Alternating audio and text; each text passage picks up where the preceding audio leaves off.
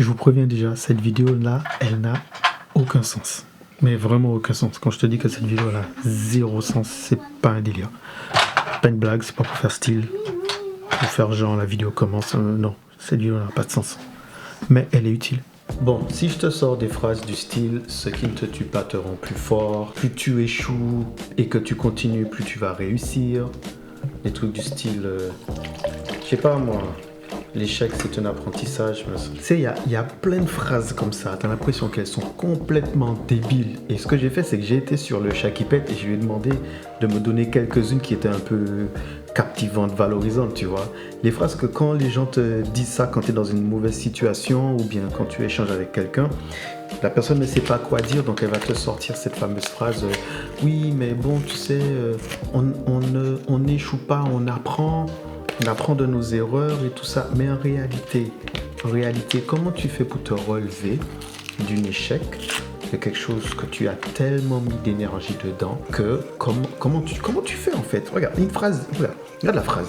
L'échec n'est pas le contraire du succès, c'est une étape du chemin. L'échec, c'est pas le contraire du succès, c'est une étape du chemin. Ben si, c'est le contraire du succès. Parce que si tu réussis pas, c'est que tu as échoué. Si tu as raté quelque chose, c'est que tu l'as pas réussi. Je sais pas, moi je tire un ballon vers le panier, il rentre pas dans le panier, tu vas pas me dire que c'est une étape vers le chemin du panier. Parce que j'ai raté le panier. Ben non, puisqu'il est pas rentré dedans. Donc mais cette phrase, elle est tellement débile en réalité. Tu sais qu'avec moi, il y a toujours un mais. Oui, c'est pas bien centré, la vidéo, le cadrage et tout ça, mais si tu as vu l'ancienne vidéo que j'ai faite, tu vas comprendre. On s'en fout. Tu sais, honnêtement, c'est des phrases que j'entends tout le temps. Tu vois, tout le temps, les gens me disent que oui, quand tu échoues, quand tu t'es trompé dans quelque chose, il faut savoir recommencer, il ne faut pas abandonner. L'échec, c'est uniquement quand tu arrêtes de continuer. C'est ça l'échec. D'accord? Ouais, c'est ça qu'on veut dire quand il parle d'échec. C'est quand tu as arrêté de continuer. Ok? Mais il y a un truc qu'il faut savoir, mon grand. Il y a un truc qu'il faut que vous puissiez comprendre pour mieux accepter l'échec.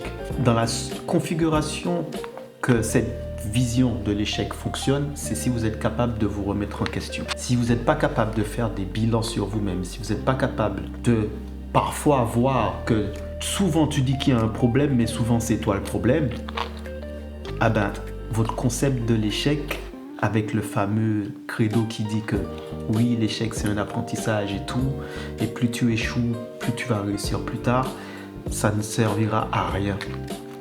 Parce que c'est uniquement quand on est capable de changer un paramètre ou des paramètres ou se remettre en question ou revoir certaines valeurs que là où tu as échoué peut ensuite t'aider à t'améliorer ou là où tu as échoué peut t'aider à réussir. Et c'est là que l'échec, à ce moment-là, n'est pas le contraire du succès, c'est que le chemin pour y arriver. Parce qu'au moment où tu as réussi, l'échec précédent que tu as fait, c'était pour arriver sur le chemin du succès. Mais si à force de tirer, tu tires ta balle, tu tires vers le panier, mais tu te dis jamais au bout d'un moment, il faut peut-être viser le panier. Ben oui, tu auras beau lancer la balle vers le panier, si tu ne vises pas, tes tirs ils servent à rien. Ben oui, mon grand.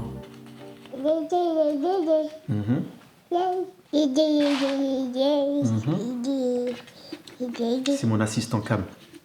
Il a toujours un truc à dire par rapport à mes valeurs de cadre. Mais je lui explique. Hein. Il est nouveau dans le métier. Viens dire bonjour à la caméra, viens. Viens dire bonjour à la communauté. Viens à papa. Tu dis bonjour. Tu dis bonjour, salut.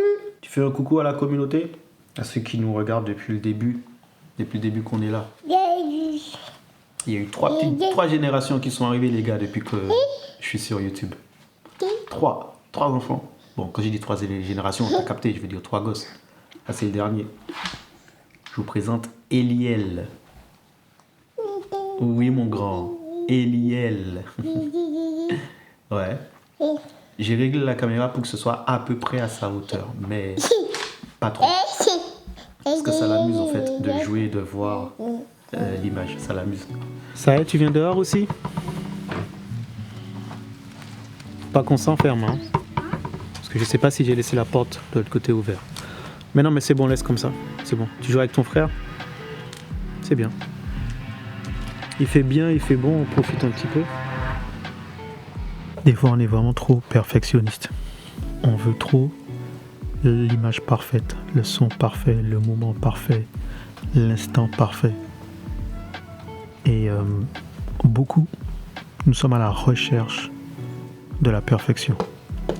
Chose que, honnêtement, je pense que personne ne sera satisfait.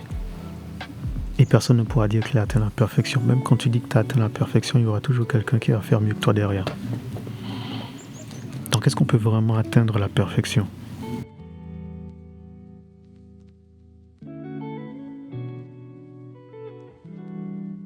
Je veux dire, j'ai fait une vidéo et j'ai expliqué que Squeezie, qui fait des millions de vues, mais vraiment des millions de vues, ben, il a sorti une vidéo dans laquelle certaines de ses images étaient floues. Mais quand je te dis flou, c'est flou. Et j'ai une remarque qui m'ont dit oui, toujours là, critiquer. Voilà. Preuve que cette personne-là n'a pas vu ma vidéo jusqu'au bout, jusqu'à la fin, puisque j'ai bien expliqué que je ne critique pas la vidéo de Squeezie, je ne critique pas le fait qu'il ait des images floues. Au contraire, je trouve ça génial qu'à son niveau, le fait que le gars ait autour de lui, je pense, pas des amateurs, mais des professionnels, et qu'il arrive à quand même divulguer, et il arrive quand même à publier une vidéo dans laquelle il a des plans qui sont flous, alors que nous, dans notre cas, on ne l'aurait pas fait. Moi, si je propose des images floues à un artiste, je vais recevoir des critiques de ouf. Je me souviens, à une époque, j'avais fait un clip, et il y avait quelques images qui bougeaient un petit peu dedans, puisque à cette époque-là, je faisais du handle mode, que je filmais à main levée. Et j'ai eu des critiques, mais très négatives par rapport à ça. Ouais, ça bouge et tout, et compagnie. Alors que j'ai tout simplement suivi la même manière de filmer dans le milieu du cinéma. Ça arrive que certaines images bougent un peu. Justement, c'est l'effet qu'on veut donner. On peut donner un petit peu de dynamisme au plan et à l'effet et à la scène en filmant à la main levée. Okay, c'était l'une des raisons pour laquelle j'ai acheté la CK Pro. C'est pour avoir ce vrai rendu cinéma. C'est pas que, du coup, ils n'ont pas kiffé trop les images et tout, mais quelques temps plus tard, un autre vidéaste a filmé pour eux et les plans bougeaient pire que les miens. Et ils l'ont publié quand même. Alors, j'ai ma petite idée. Quand tu as déjà payé une première fois, voilà quoi. Tu prends ce qu'on te donne après, même si c'est moins bien. Mais bon, je ferme la parenthèse. C'est juste pour que vous puissiez comprendre. Mon but n'était pas de critiquer. Je suis vraiment dans ce point-là où on est parfois, et je suis parfois, trop à la recherche de cette perfection. Et c'est ça qui m'a, en même temps, empêché d'aller plus loin, mais qui m'a permis de m'améliorer. C'est que j'étais jamais satisfait de mes plans, de ce que je faisais, mais pas dans le sens que tu penses. J'étais jamais satisfait dans le sens où, chaque fois que je termine un vlog ou une vidéo ou quoi que ce soit, je passais tout de suite au suivant. Et je me disais, c'est bon, celui-là il est fait, je reste plus dessus, je le publie et je passe au suivant. Et j'essaie de m'améliorer sur le suivant.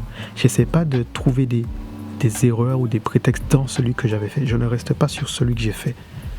Par exemple, là, j'ai voulu faire avec vous une vidéo un peu normale, comme d'habitude, où je vous parle de mon équipement. Donc j'ai commencé à filmer mon équipement, machin et tout ça. Et pendant que je suis en train de filmer la vidéo, je me rends compte que j'aime plus faire ça. Dans ce format-là, ça ne m'intéresse plus. C'est pas ce qui m'intéresse. Donc j'ai fait quoi? Avant ça, j'avais filmé une petite vidéo où je vous parlais un peu d'échecs. L'échec qu'on peut avoir dans la vie, comment rebondir après un échec. Et ça, c'est des choses qui me parlent plus. Comme la vidéo que je suis en train de faire pour toi maintenant. Et c'est le fait que je ne suis plus dans cette recherche de la perfection qui fait que mes vidéos, mes vlogs, je les publie, je les partage et je passe à autre chose. Ce qui veut dire que je passe à la prochaine idée, je passe à la prochaine scène.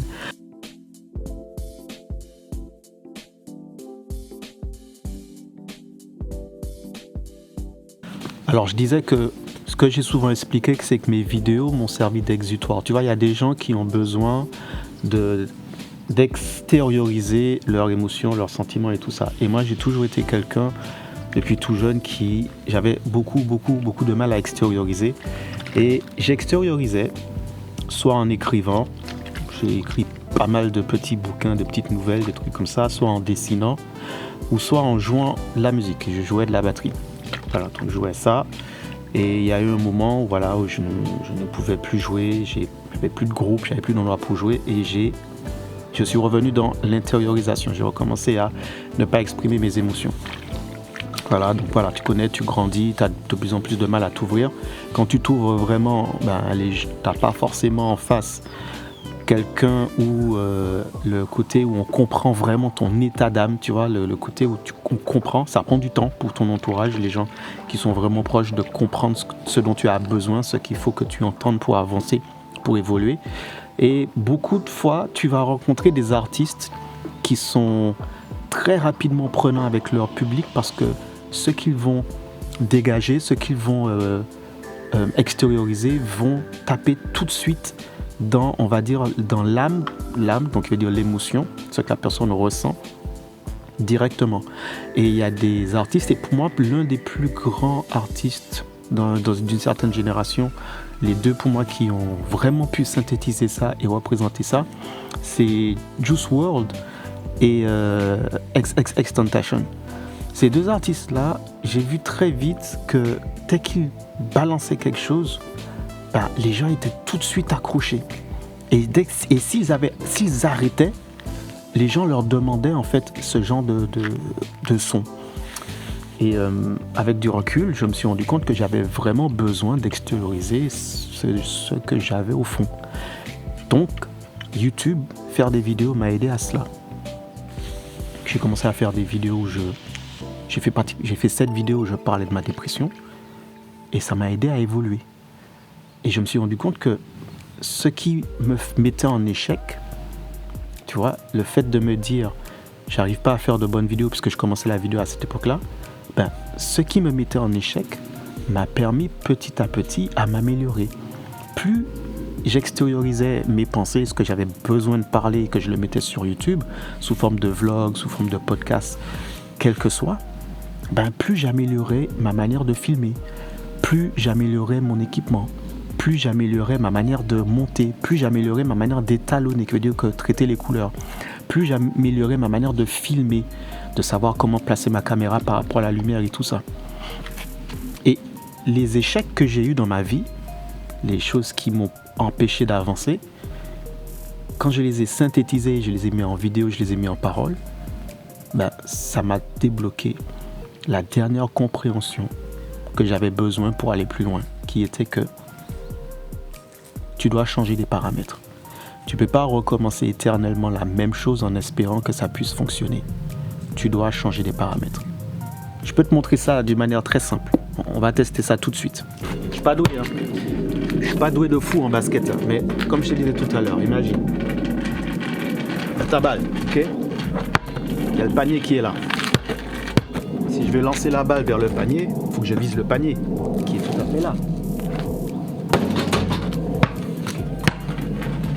Disons que là, je me dis, non, je recommence.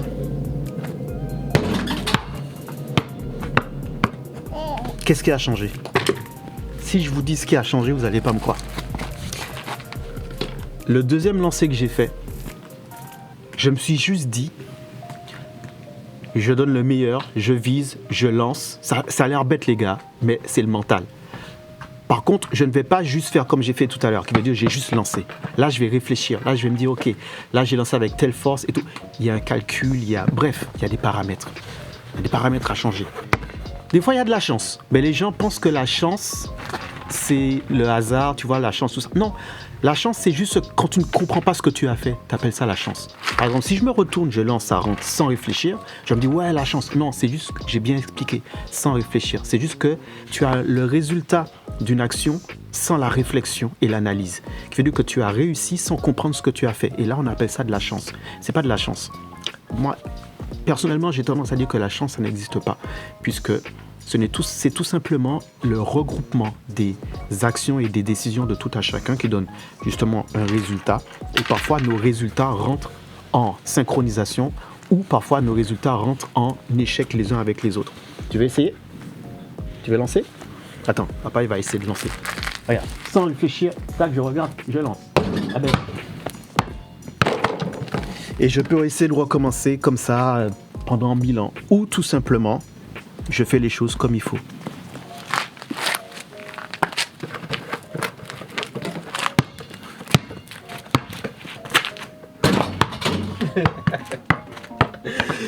Bon, j'avoue, j'ai abusé. Le palier fait même pas à peine 1m20. Non, il fait 1m et quelques. Voilà. Bon, j'avoue, j'ai abusé. Mais c'est pour que vous puissiez avoir une image et des mots et un visuel sur ce que je suis en train d'essayer d'expliquer depuis tout à l'heure dans la vidéo. Si tu veux transformer un échec, tes échecs, ou les choses que tu ne réussis pas dans ta vie en succès, il y a des paramètres que tu dois changer. Ça peut être mental, physique, philosophique, spirituel, environnemental. Mais tu as des paramètres à changer. Et il n'y a que toi qui peux savoir, sauf si tu demandes de l'aide aux gens autour de toi. Mais tu veux transformer quelque chose que tu n'as pas réussi en une réussite ou en succès, c'est pas en recommençant à refaire les mêmes choses et les mêmes erreurs. Change des paramètres. En fait, la perfection, il y en a plein qui courent après la vidéo parfaite, le buzz, la vidéo qui va te faire décoller, la vidéo qui va t'emmener loin, tu vois. Donc, beaucoup vont plus axer sur le rendu final plutôt que l'idée même de pourquoi tu fais ça. Le truc, c'est que cette vidéo-là, elle n'est pas parfaite du tout. Elle n'a aucun sens. Elle ne suit pas les codes de ce qu'il faudrait faire. Tu vois, on te dit, quand tu regardes toutes les descriptions des gens qui te disent comment faire pour percer sur YouTube, mes vidéos ne suivent pas du tout ce principe. Et je profite de faire cette vidéo-là pour redonner encore une fois, parce que comme on me l'a reposé la même question, je pense que je ne donne pas assez cette réponse-là assez souvent dans mes vidéos pour que les gens puissent vraiment comprendre. Je ne fais pas des vidéos juste pour publier sur Internet, sur YouTube, pour faire partie d'un écosystème. Je ne fais pas des vidéos juste pour nourrir, comme j'aime l'appeler, la bête, nourrir l'algorithme. Je ne fais pas des vidéos pour ça. Je fais des vidéos parce que j'ai un but.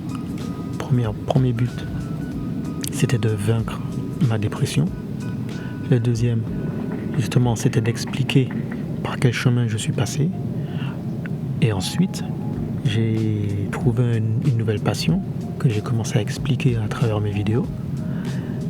Et là, on est sur, je pense qu'on est sur peut-être un 4e ou 5e volet, je ne sais plus, qui est entre caméra et maison, puisque maintenant, une vie de famille et la passion en même temps, il faut allier les deux. Donc mes vidéos, c'est juste le parcours de ma vie. Donc bien évidemment, ça ne va pas forcément suivre les tendances et ce que demandent les réseaux ou YouTube comme thème, comme style de vidéo. Mais ça restera mon parcours. Ça restera mes images qui n'étaient pas parfaites, mes thèmes qui n'étaient pas tendance, mes prises de vue qui faisaient pas... Voilà. Donc cette vidéo-là n'est pas parfaite du tout. Mais elle me plaît quand même. Elle a peut-être aucun sens pour vous, mais elle en a pour moi. Et c'est égoïste, parce que beaucoup de personnes me donnent comme astuce, il faut que j'arrête de faire des vidéos pour moi. Tu peux rentrer, ma grande, rentre. Il faut que j'arrête de faire des vidéos pour moi et que je commence à faire des vidéos qui plaisent aux gens. Mais je sais. Mais je ne vais jamais sortir ça de ma tête, qui est que si j'arrive à faire une vidéo ou si j'arrive à faire un thème qui me plaît tellement que j'arrive à vous embarquer dedans, j'aurai gagné. Et pour terminer cette vidéo, ce que j'ai envie de partager avec toi, c'est vraiment fais. Commence par faire. Arrête de réfléchir. Arrête de te prendre la tête sur est-ce que ça va marcher, est-ce que ceci, est-ce que cela. Fais. Produis quelque chose. C'est quand tu auras le résultat dans les mains ou devant toi que tu sauras comment t'améliorer pour la suite. Et même si sur le coup ce que tu as produit, il y a des lacunes, c'est pour mieux améliorer ce que tu vas faire derrière. Tu vois ? Ne reste pas vraiment sur ce que tu as produit à l'instant T. Ok, il y a eu des trucs qui n'étaient pas trop... Il y a des choses que tu n'as pas aimé sur le coup. Mais ne reste pas sur ça. Utilise justement ce que tu n'as pas aimé pour t'améliorer sur le prochain. beaucoup trop d'artistes, beaucoup trop de vidéastes, de créateurs de contenu restent figés. Une fois qu'ils ont terminé de créer quelque chose et qu'ils l'ont publié, ils le tiennent, ils restent accrochés, un petit peu comme si tu ne veux pas couper le cordon. Coupe le cordon, il faut que tu partages. Cette recherche de la perfection, elle se fait sur la durée, sur le long terme. Elle ne se recherche pas dans ce que tu as terminé. Si tu veux, pour que je sois un peu cru, c'est pas après que tu aies été aux toilettes que tu te retournes pour voir si tu avais bien mangé. Je sais, l'image est un peu crade, mais ça te permet de voir ce que je veux dire. Quand tu avais le plat, le beau gâteau devant toi, tu étais content, tu as bien mangé. C'est là que tu as apprécié d'avoir bien mangé. Donc des fois tu t'es sali, bon, des fois voilà. Mais c'est pas après avoir été aux toilettes que ça a été transformé et que tu l'as mis aux chiottes que tu te retournes pour vérifier si c'est vraiment bon, le bon gâteau. Que tu te retournes pour voir si tu as vraiment apprécié l'avoir mangé. Non, une fois qu'il est parti, il est parti. Tu tires la chasse, il est parti, il ne t'appartient plus. Il va faire sa vie. Je sais, l'image n'est vraiment pas top. Mais j'avais pas d'autre image pour t'expliquer, pour te donner un peu mon point de vue sur cette course qu'on a tendance à faire. Et surtout, tout ne sera jamais parfait. Le plus important, c'est d'apprécier le moment, apprécier le chemin, apprécier ce que tu fais. Parce que c'est ça qui se consomme, c'est ça le bonheur. Le bonheur n'est pas forcément dans le résultat. C'est vraiment le process, c'est vraiment le chemin. Une fois que tu es arrivé, il n'y a plus de plaisir. Donc, par contre, quand tu arrives, pense déjà à ton prochain, tu vois. Et tu utilises ce que tu as fait avant comme moyen pour te booster, pour te donner envie d'avancer.